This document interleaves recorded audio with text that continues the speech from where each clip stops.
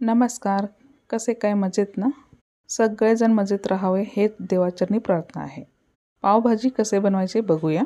तर आज आपण घरगुती पद्धतीने पण त्याचा चव, रंग आणि स्ट्रक्चर बाहेरच्या हॉटेलसारखेच आली पाहिजे, तर तशा प्रकारे कसे करायचे बघूया. काही जणांना घरचा स्वाद आवडतो तर काही जणांना बाहेरचा. त्यात आणि मुंबईचा स्वाद ह्याच्यामध्ये आलं तर त्यात आणि सोने पे सुहागा. तर चला बघूया कसं करायचं. सर्वात आधी बटाट्याचे वरचे सगळे साल काढून ते बारीक काप करून घेतले आहे. भाजीला छान रंग येण्यासाठी मी इकडे बीटरूट घेतले आहे, ते पण त्याच आकाराने कट करून घेतले आहे. ढोबळी मिरची आणि फ्लावर स्वच्छ करून धुवून ते पण मसे अशा प्रकारे बारीक कट करून घेतले आहे. आणि वाटाणा फ्रेश असलं तर घ्यायचं, नाही तर फ्रोझन वाटाणा घेतले. तर हे सगळे कुकरमध्ये घालून 1-2 किंवा 3 शिट्टीमध्ये छान मस्त मऊ होईपर्यंत शिजून घ्यायचा. जितका आपलं भाजी छान मऊशीर शिजते ना, तेवढं आपली भाजी टेस्टी लागतो. तर सगळं स्मॅश करून घ्यायच्या अशा प्रकारे. भाजीला अजून काही नाही घालता किती छान कलर आला आहे. आता फोडणीसाठी 2 कांदे बारीक कापून घेतले आहे, 2 टोमॅटो ते पण बारीक कापून घातले आहे, आलं लसणाची पेस्ट. त्या कढईमध्ये तेल आणि लोणी गरम करून घ्यायचं. मग त्याच्यामध्ये एकदम बारीक कापलेले कांदे त्याच्यामध्ये घालून घ्यायचा, आलं लसूणचा पेस्ट आणि बारीक कापलेली हिरवी मिरची. त्यामध्ये छान मस्त परतून घ्यायचं. मग अर्धं परतून झाले की मग त्याच्यामध्ये बारीक चिरलेले टोमॅटो किंवा त्याची प्युरी करून घातली तरी पण चालते. फोडणीमध्ये छान मस्त भाजून घ्यायचं. सगळे लालसर झाले की मग त्याच्यामध्ये हळद, पावभाजीचा मसाला घालून घ्यायचा. मसाला घातले की छान मस्त खमंग वास सुटतो. मग त्याच्यामध्ये काश्मीरी लाल मिरचीचा पावडर आणि थोडंसं बॅडगी मिरचीचा तिखट घालून घ्यायचा. म्हणजे दोन्ही थोडं थोडं घातलं की छान मस्त कलर येतो. मग थोडीशी स्मॅश करून झाले की मग पाणी घालून अनेकदा स्मॅश करून घ्यायचं.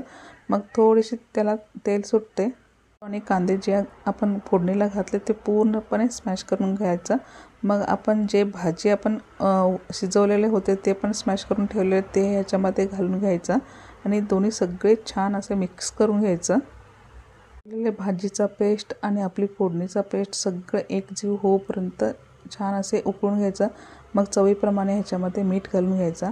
झालं की मग दुसऱ्या एका पॅनमध्ये घालायचं. मग त्याच्यामध्ये मसाला आणि काश्मीरी लाल मिरचीचं पावडर थोडंसं त्याच्यामध्ये घालून घ्यायचं आणि आलं लसूण पेस्ट थोडं घालून छान असे परतून घ्यायचा. म्हणजे वास मस्त येतो ह्याचा.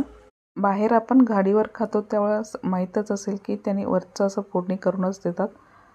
तर थोडीशी त्याच्यामध्ये आता कोथिंबीर घालून घ्यायचा आणि जे आपण भाजी घालतो ना ते पण ह्याच्यामध्ये घालून छान असं मस्त मिक्स करून वरून फोडणी करून दिले की आपली भाजी सेम आपण बाहेर खातो ना त्याच प्रकारे आपला चवीला येतो.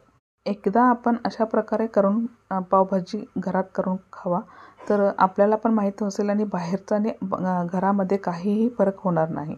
कारण वरचं जो आपण फोडणी देतो ना त्याचा सेम त्यांच्यासारखाच चवीला येणार. तर त्याच सगळं भाजी काढून घ्यायचं. त्याच पॅनमध्ये थोडंसं बटर आणि एकदा घालायचं आणि थोडीशी भाजी असतेच त्याच्यामध्ये तिखट घालून घ्यायचं आणि पाव अशा प्रकारे गरम करून घ्यायचा. म्हणजे पावचा भाजीचा जो पावला छान टेस्ट येतो आणि कलर पण छान येतो आणि मस्तपैकी आपलं पाव भाजून पण होतात. कलर छान येतो आणि चवीला पण खूप अप्रतिम लागतो. तर आपली इकडे भाजी पण तयार झाली आणि इकडे पाव पण गरम करून झालेत. आपली प्लेट आता तयार करून घेतली आहे. तर आता आपला एकदा एक चव घालून बघूया कसे झाले ते. गरमागरम पाव भाजी आणि थोडीशी लिंबू पिळून कांदे लावून खाल्ले की मस्तच म्हणजे मस्तच लागतो. तर आपल्याला हा रेसिपी आवडला असेल तर लाईक करा आणि चॅनलवर कोणतरी नवीन असेल तर सबस्क्राईब पण करून घ्या. हा पावभाजीचा रेसिपी आपल्याला आवडला असेल तर कमेंट करून नक्की सांगा. पुन्हा भेटू पुढच्या रेसिपीमध्ये. बाय.